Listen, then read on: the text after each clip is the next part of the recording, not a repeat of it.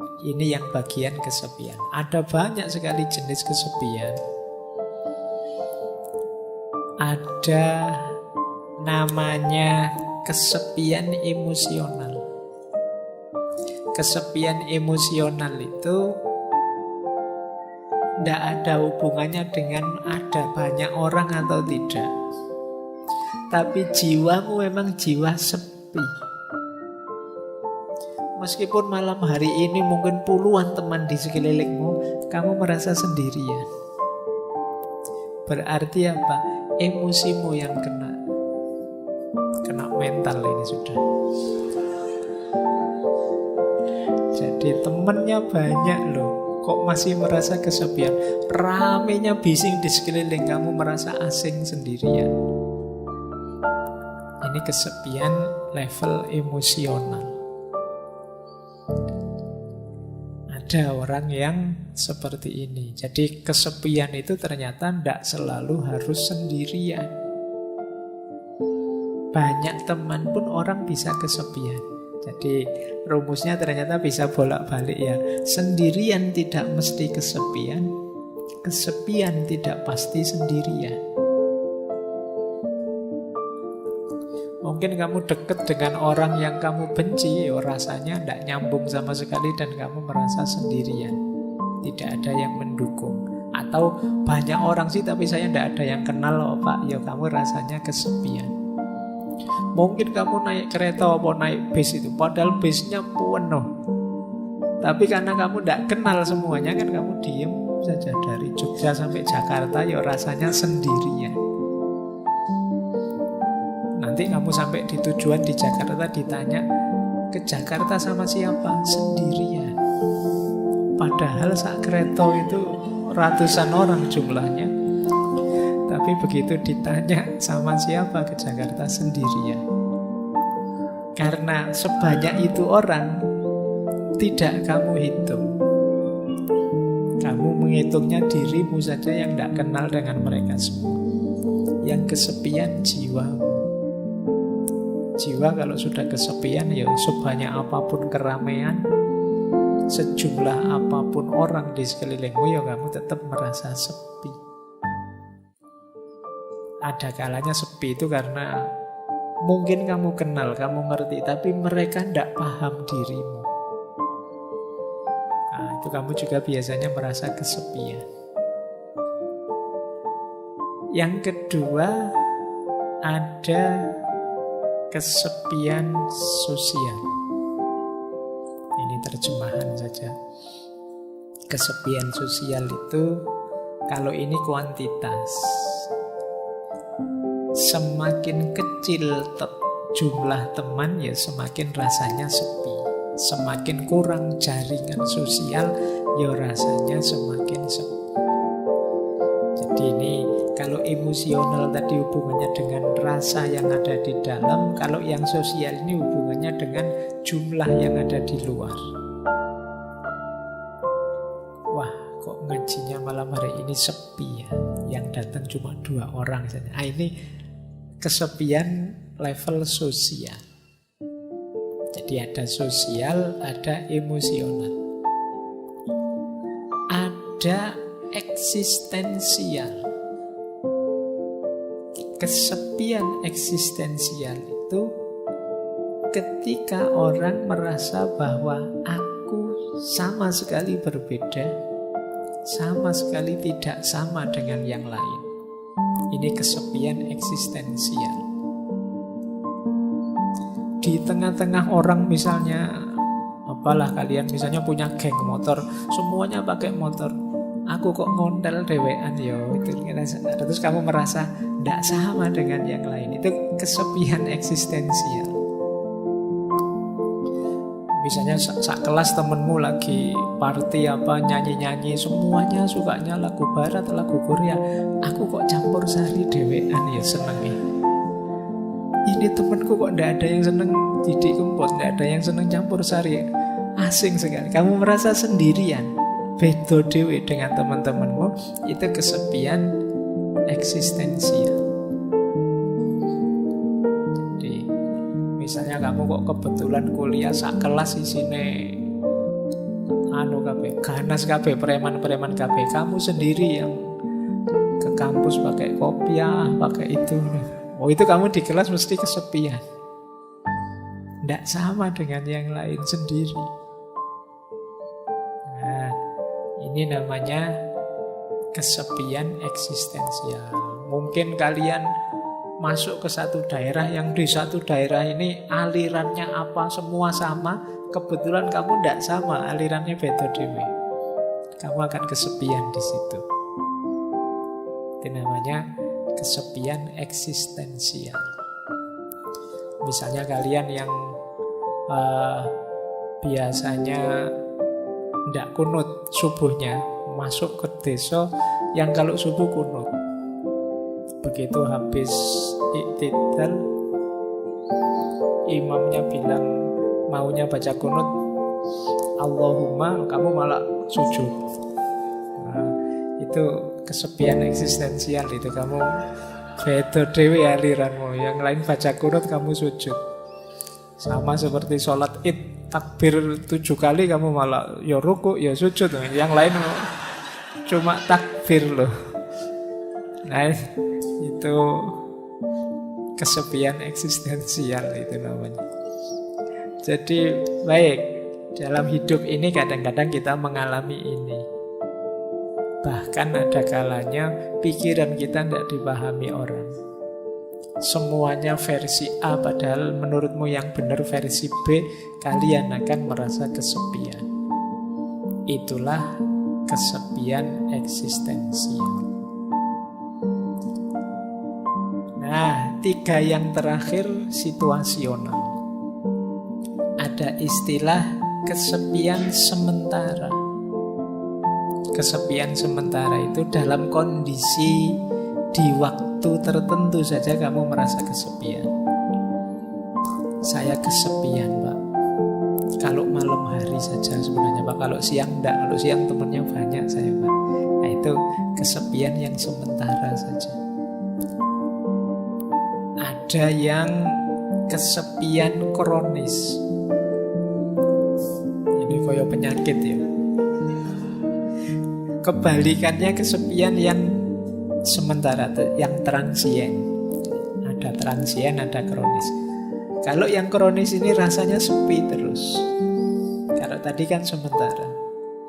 Kayak kalian baru putus itu loh. Itu kan kamu kalau bikin puisi, hidupku rasanya dipenuhi kesepian. Itu kesepian terus, itu kronis sudah. Jadi kamu situasi apapun yang kamu hadapi, kamu merasa sepi.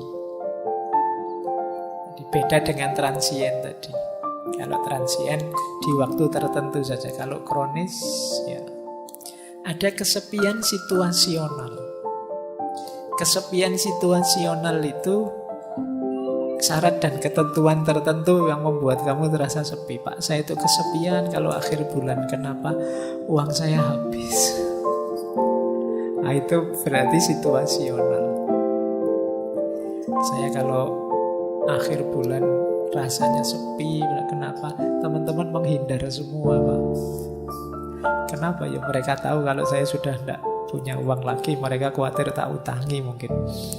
Ini kesepian situasional. Mungkin ada yang merasa sepi kalau pas belajar, pas ingat dosa-dosa muhasabah atau pas apa. Itu namanya kesepian situasional. Jadi dari sini sebenarnya bisa kita simpulkan tidak ada orang yang tidak mengalami kesepian. Setiap orang punya kesepiannya sendiri. Termasuk orang, mungkin teman-teman ada teman saya nih Pak rasanya ceria terus, senang terus, mesti dia gembira terus. Enggak. Pastikan saja dia pasti punya momen-momen sepinya sendiri. Entah kapan, entah dalam situasi apa.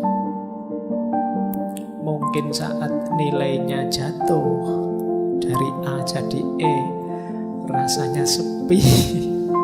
Atau mungkin pas sakit, atau atau mungkin pas apa.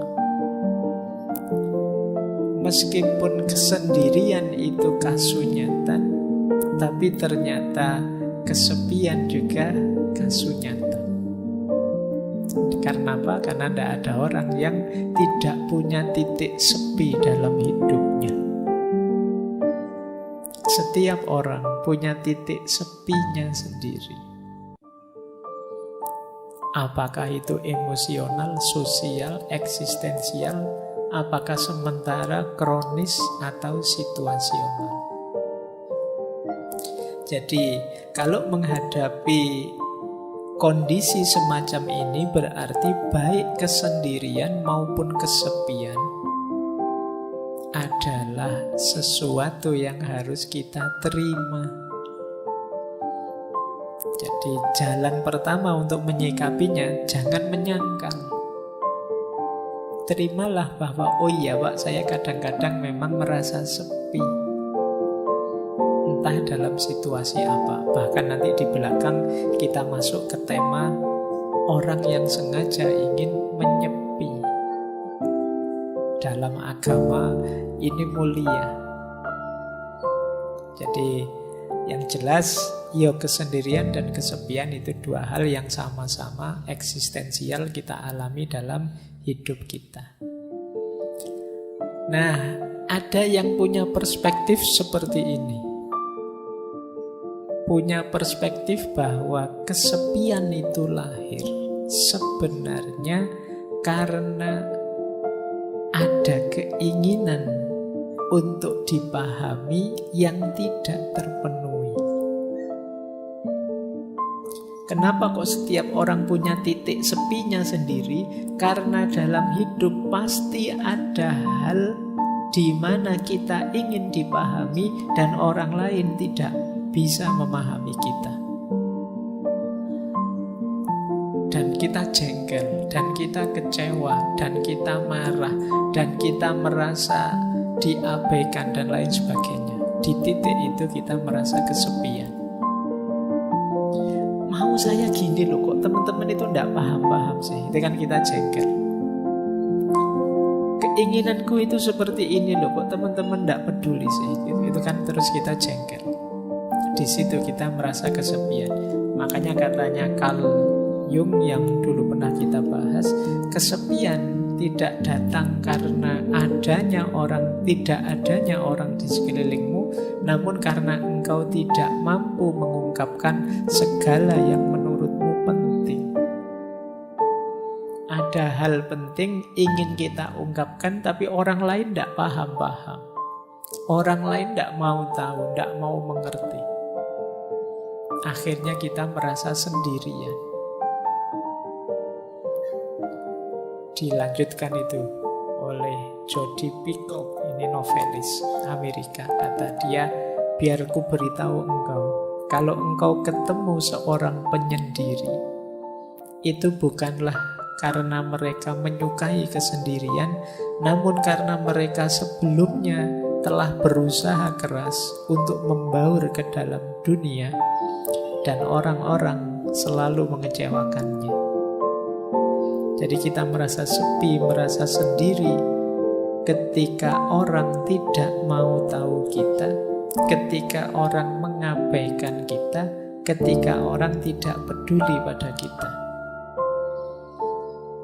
Kita teriak-teriak, mbok jangan maki-maki di medsos, mbok jangan gegeran di medsos, ayo kita rukun. Dan orang-orang tetap maki-maki, tetap gegeran. Di situ kan kita merasa, ternyata suaraku tidak didengar. Ternyata nasihatku tidak diikuti. Ternyata keinginanku tidak dipahami. Di situ kita merasa, nilaiku ini apa sih? Jadi sepilah kita merasa itu. Maka teman-teman kalau merasa hidupnya semi, coba dicek. Jangan-jangan seperti yang dijelaskan di awal, kita mematok keinginan terlalu tinggi terhadap orang lain. Kita ingin orang lain paham kita ingin orang lain suka pada kita ingin orang lain peduli pada kita ingin orang lain memperhatikan nasihat kita. Dan ketika keinginan ini tidak terpenuhi, kita merasa asing, kita merasa sepi. Disitulah Khalil Gibran berkata, rasa kesepianku lahir saat orang memuji omong kosongku dan mencela kediaman kebijaksanaanku. Dia merasa sepi karena kalau saya ngomong kosong yang aneh-aneh yang tidak penting, kok malah dipuji oleh orang.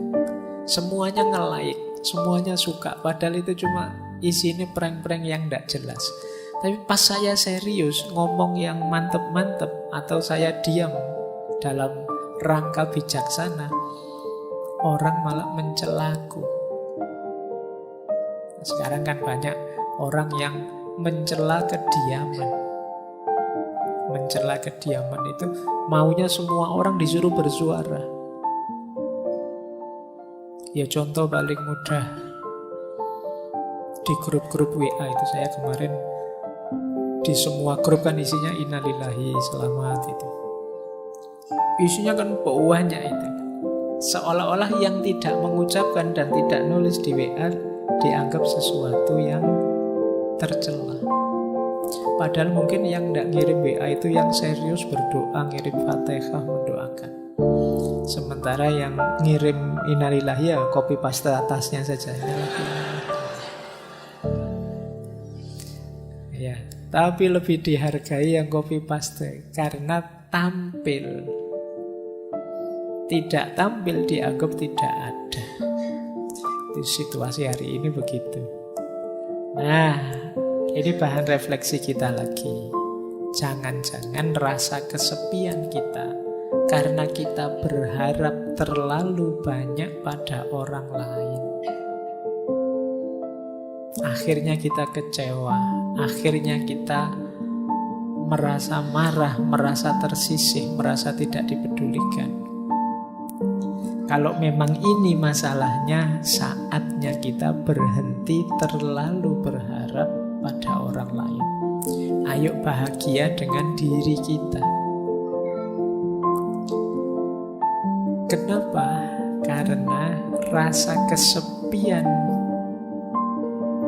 yang membelit diri kita itu bahaya secara psikologis.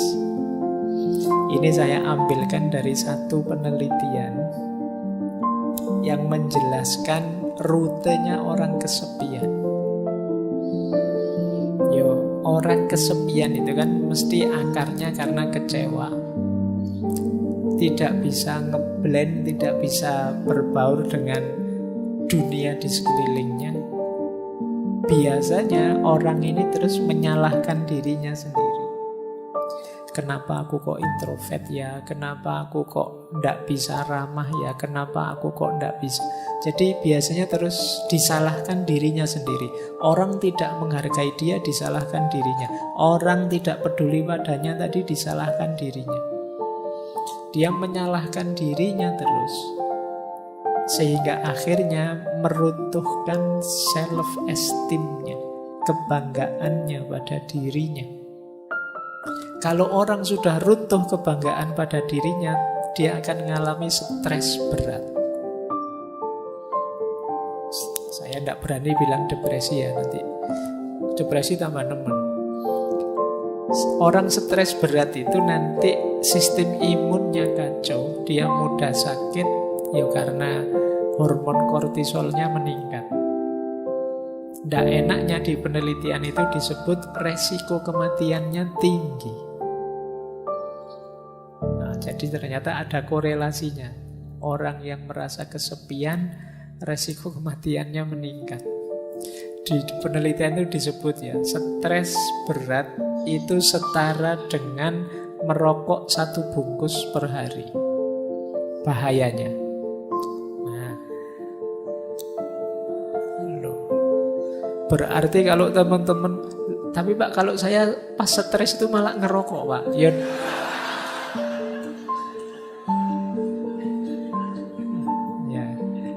Ya wis bener, daripada bahayanya seperti ngerokok satu bungkus, ya ngerokok saja sekalian satu bungkus. Ya memang bahayanya itu. Atau dan lebih beresiko daripada obesitas.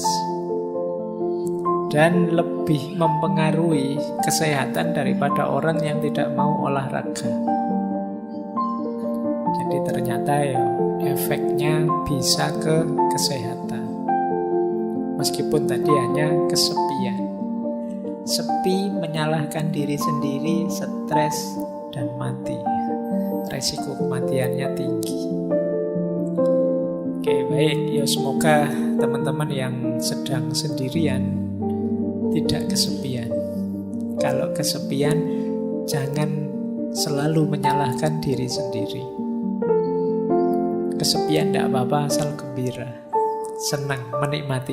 Alhamdulillah ya Allah, aku sendirian, tidak ada yang ganggu. Alhamdulillah sepi sekarang, tidak repot lagi, tidak apa-apa. Maknai saja secara positif, biar tidak stres. Oke, kita lanjutkan.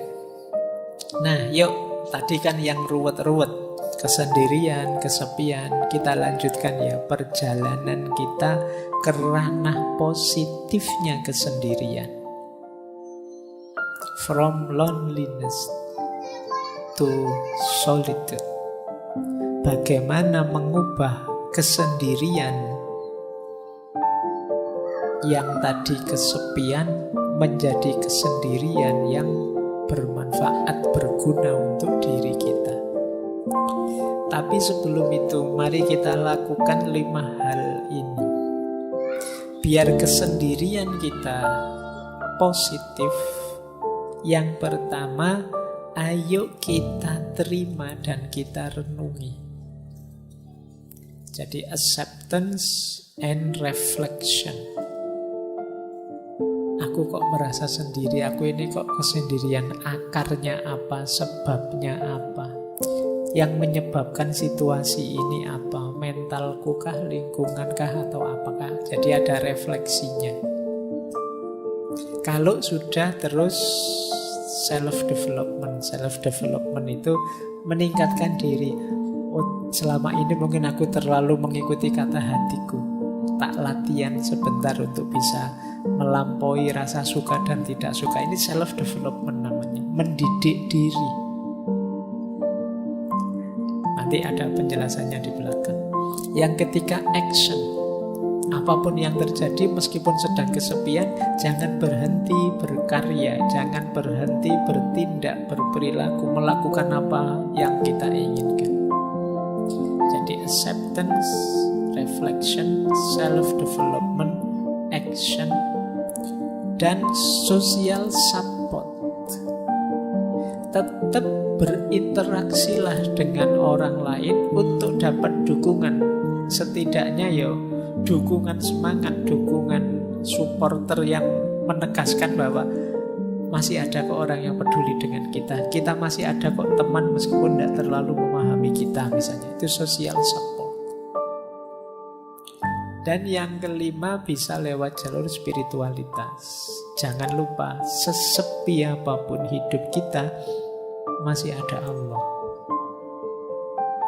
Nah, ini nanti puncaknya nanti ke sini ya. Terakhir saya ingin ngomong ini. Tapi itu tadi, hidupkan dulu, nyalakan dulu 4 yang pertama. Terimalah, kalau mampu renungilah. Kemudian perbaiki diri kalau memang harus ada yang diperbaiki. Jalankan, tetap beraktivitas, berkarya. Biar tidak runtuh kebanggaanmu pada dirimu. Setelah itu yakinlah bahwa akan selalu ada orang yang siap mendukung. Tegaskan social support di sekeliling kita. Pendukung, orang-orang yang mencintai kita, menyayangi kita, yang anytime siap membantu kita semampu mereka. Dan yang terakhir, yakinlah bahwa kita tidak pernah ditinggal oleh Yang Maha Kuasa, oleh Allah. Kita saja yang sering lupa atau menjauh darinya. Ini akan jadi Solusi agar loneliness berubah jadi solitude. Mungkin kita masih sendirian, tapi sekarang kesendirian itu produktif. Kesendirian itu manfaatnya besar. Baik lewat jalur peningkatan kualitas diri maupun lewat jalur spiritualitas. Diri kita meningkat, kedekatan kita dengan Tuhan bisa juga meningkat lewat jalan kesendirian, lewat jalan loneliness. Disitulah nanti loneliness menjelma jadi solitude. Jadi kesendirian yang positif, kesendirian yang bermanfaat.